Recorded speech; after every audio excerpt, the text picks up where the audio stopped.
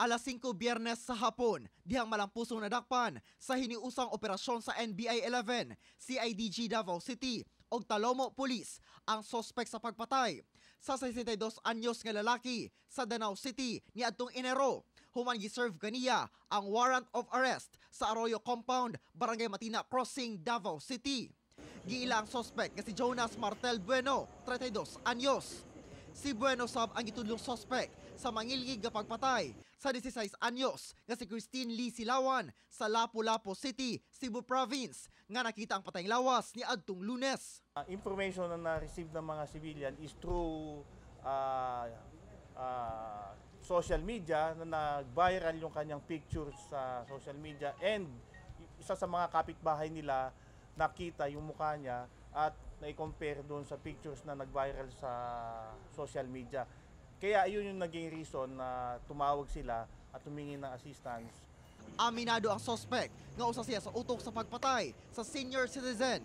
Apan ginimod matud pa niini nga siya ang patay sa dalaga. Nailhan kini pinaagi siyang facial features ug daghang tattoo sa lawas niini. Apan wala pa'y kumpirmasyon kung nalambigit ang suspect sa usa ka kulto base sa pamaagi kuno niini sa pagpatay sa biktima. Ini-establish talaga namin na one and the same person yon, and we have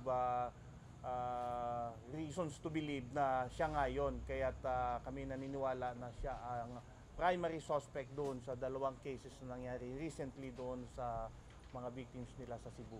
Gibarugan matud pa sa suspect nga duha ka semana na sila sa Davao ug nagtrabaho siya isip construction worker. Kauban ang iyang live-in partner ug duha ka anak nga nibiyahe gikan sa Cebu. Sa pagpuyo sa Davao, nag-alya sa pangalan Jason Martel ang suspect. Ikustodiya una sa buhatan sa NBI 11 ay nadakpang suspect. Ingon man asawa ni ini alang sa dugang investigasyon.